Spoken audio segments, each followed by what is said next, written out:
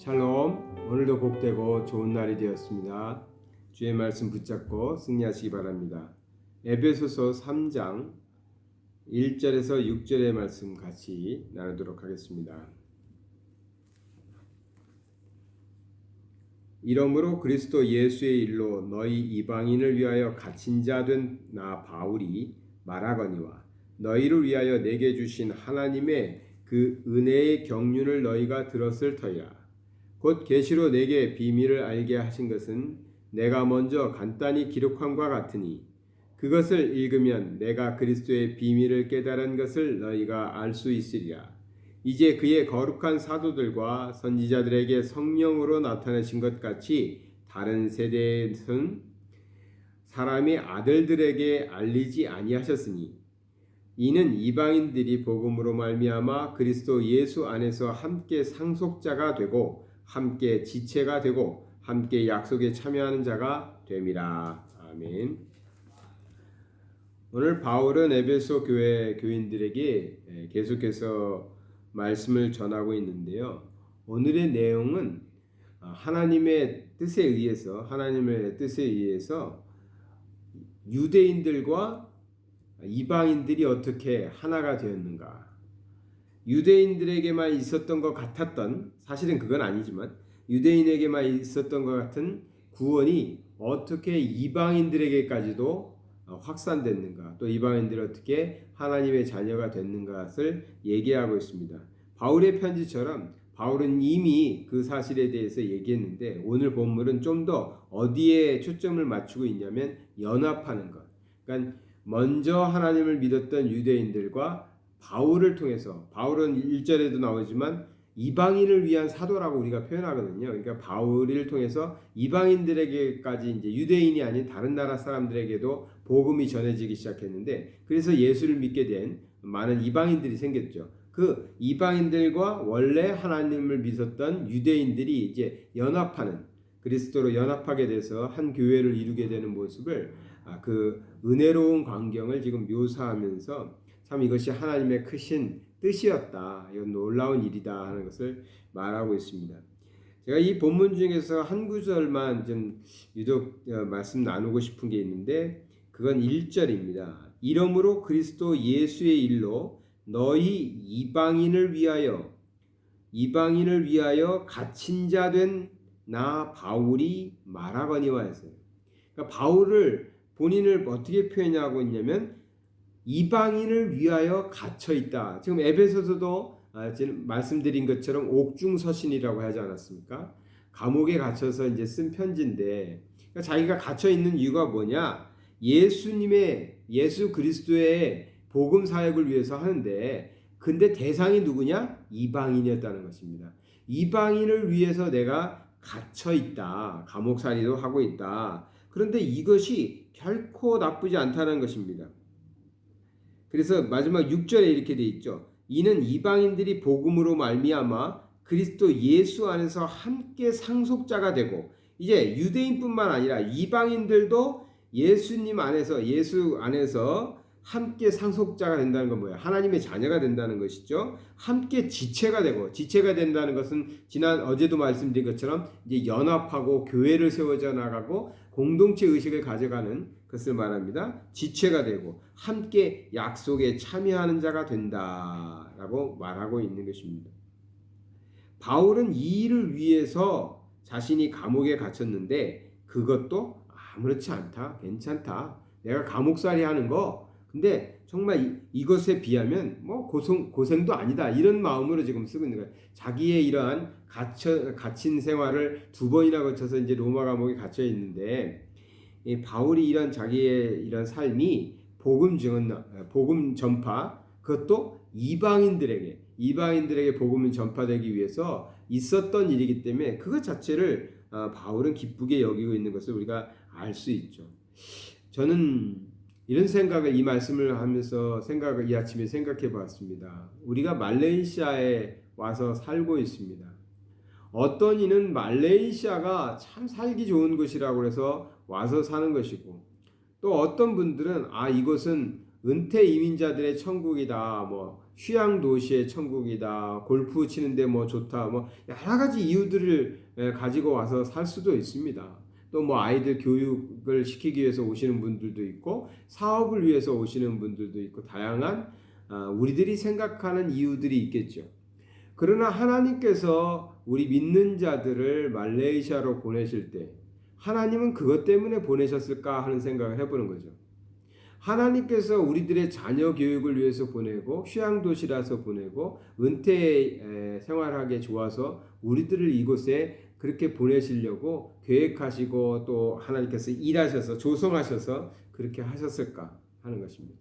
우리가 생각하기에는 그런 것 때문에 온 것 같은데 하나님께서는 다른 뜻이 계셨겠다라는 생각을 할 수 있을 것입니다. 지금 우리는 코로나19로 인해서 하늘길이 막혀버렸습니다. 누구도 우리를 감옥에 가둬두지 않았는데 우리의 마음 한편에는 감옥살이 하는 것 같은 느낌이 좀 있습니다. 저희 집 거실이 저희 아파트가 산 위에 있다 보니까 창밖으로 보이는 코타키나바루 시내의 전망이 제법 괜찮습니다. 밤에 보면 이게 불빛도 많이 보이고 새벽녘에도 해 뜨는 것도 보이고 그러면서 참 전망이 좋은데 안타깝게도 전에 살던 분이 저희 전망 좋은 이 창문에다가 창살을 다 해놨어요. 방범창이라고 해야 될지 그분들은 아이들이 장난치다가 유리창이 깨져서 떨어질 것을 이제 조심해서 이렇게 철근으로 아주 해놨는데 그것이 꼭 감옥같이 보입니다. 그것만 없으면 참 좋겠는데 그것만 없으면 제가 이걸 다 치고 이렇게 말씀을 나누면 뒤에 코타키나바루 배경이 보여서 좋을 것 같은데 이걸 커튼을 걷으면 감옥에서 하는 것 같은 느낌이 들어요. 철망이 있어요. 그래 이 말씀을 해드리냐면 지금 우리가 지금 그런 느낌이 좀 있어요. 코타키나바루에 있다는 것이 갇혀 있는 것 같고요. 또 2월 4일부터는 다시 아주 강력한 MCO를 발령해서 이제 뭐 밖에도 못 나가게 하고 모든 가게들이 문을 닫아야 되는 그런 상황이 올 수도 있다는 그런 전망들을 하고 있는데요. 고국이 아니라서 그런지 내 나라가 아니라서 그런지 누가 나를 뭐 붙잡고 감옥에다 넣어놓은 건 아닌데 우리 마음에 좀 갇혀 있는 것 같고 좀 답답한 마음이 있고 자유롭지 못한 것 같은 그런 답답함이 있어요. 오늘 아침에 보니까 바울이 이렇게 말했네요. 이방인을 위하여서 갇힌 자 된 바울. 우리가 이 땅에 살아가는데 정말 하나님께서 우리를 이곳에서 우리가 생각하는 이유 때문에 이곳에 보내셨을까? 어쩌면 하나님께서는 우리를 갇힌 것 같은 이곳에 두시면서 이곳의 사람들, 또 이 땅의 사람들, 또 이 땅에 있는 한인들, 아직 믿지 않는 하나님의 자녀가 돼야 될 그들과 우리가 연합하고 하나 돼서 그들도 하나님 믿게 하시기 위해서 바울을 보낸 것처럼 우리를 이방인의 땅에 보내신 건 아닌가 이런 묵상을 또 한번 해봅니다. 저는 그렇게 믿고 있습니다. 선교사뿐만 아니라 하나님의 사람들이 이 땅에 오는 것은 그들을 통해서 하나님의 사람을 통해서 아직 하나님을 모르는 사람들에게 그들과의 연합을 통해서 하나됨을 통해서 그들도 하나님의 자녀가 되고 그들도 우리의 지체가 될 수 있도록 하기 위한 하나님의 놀라운 계획이 있다고 믿습니다. 더 나아가서 한인들뿐만 아니라 이 말레이시아 사람들에게까지도 우리들이 이곳에 와서 삶을 통해서 살고 있기 때문에 어쩌면 코로나19로 갇혀 있는 것 같이 1년 가까이 뭐 어떤 분은 2년 저희도 2년 가까이 된 것 같은데 저는 나가지 못하고 코타키나바루라는 이 조그만 도시 안에만 지금 왔다 갔다 하고 있거든요. 갇혀 있는 것 같지만 어쩌면 하나님께서는 그것을 통해서 이 땅의 영혼들을 구원하시고자 이 땅의 영혼들을 하나님의 자녀 삼으시려고 우리를 먼저 보내시고 우리와 그들이 서로 지체가 되게 하시는 연합하게 하시는 그런 하나님의 계획이 있다고 믿습니다. 오늘 하루 살아가실 때 사람들 보시면 그것이 그 사람이 한국 사람이든 또 말레이시아 사람이든 또 다른 외국인이든 하나님이 저 사람과 나를 묶어주시려고 그래서 연합하게 하시고 한 지체되게 하셔서 하나님 자녀 삼으시려고 나를 이 땅에 보내신 건 아닌가 나를 이 동네에 묶어 놓으신 건 아닌가? 나에게 이런 사업장을 열게 하신 건 아닌가? 나에게 이런 학교를 다니게 하신 건 아닌가? 그런 마음으로 우리가 영혼을 돌아본다면 틀림없이 하나님의 계획이 보이고 하나님의 계획을 이루기 위한 우리의 해야 할 일도 보이게 될 것입니다. 한번 오늘 그런 눈으로 우리 사람들을 한번 바라보시죠. 기도하겠습니다. 사랑의 하나님 아버지, 감사를 드립니다. 바울은 감옥에 갇혀서까지도 그것이 복음을 위한 일이라고 말하면서 기뻐했습니다. 우리가 지금 코로나19로 좀 답답한 시간들을 보내고 갇혀 있는 것 같은 삶을 살아갑니다. 어떤 일은 꼭 한국에 가고 싶고 어떤 일은 좀 자유롭게 또 사업도 해야 되는데 정말 너무나 어려운 시간들을 보내고 있습니다.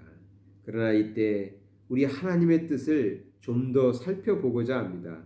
혹 하나님께서는 우리를 묶어두셔서 이 땅에 묶어놓으셔서 이 땅의 영혼들을 한 영혼이라도 더 구원하시려는 하나님의 계획은 아니신지, 아버지 하나님, 우리가 하나님의 뜻을 깨달아 아는 사람들 되게 하여 주시옵소서. 하나님의 뜻대로 살아갈 수 있도록. 그래서 오늘 나가서 만나는 사람, 하나님이 보내주신 사람, 하나님이 만나게 하신 사람들 만나서 아버지 하나님, 그들과 하나 되고 그들도 예수 믿고 우리와 같이 하나님의 자녀의 삶을 살아갈 수 있도록 우리에게 맡겨진 사명을 감당케 하여 주시옵소서. 성령님 함께 일하여 주시어서 능력 나타내 주시고 아버지 하나님 놀라운 열매들이 맺히게 하여 주시옵소서. 예수 그리스도의 이름 받들어 기도드렸나이다. 아멘. 우리 함께 예배드리는 많은 성도님들, 한국에 계신 분들이 더 많지만 제 마음에 우리 성도님들 언제 돌아오시나 그 생각만 지금 했었는데요. 그건 아닌 것 같아요. 우리 성도님들 그곳에서 신앙생활 잘하시고요. 교회생활 잘하시기 바랍니다. 돌아오실 때가 되면 또 오셔서 반갑게 만날 수 있겠죠. 그때까지는 이렇게 인터넷으로만 우리가 교제할 수밖에 없겠죠. 저는 좀 더 이 땅에 있는 사람들에게 집중해야 되지 않은가. 아직도 이 땅에 남아있는 사람들에게 집중하고 그들을 찾아가 위로하고 권면해서 하나님 백성 삼아야 되지 않는가, 그런 생각으로 요즘 보내고 있습니다. 위에서 기도해 주시기 바랍니다.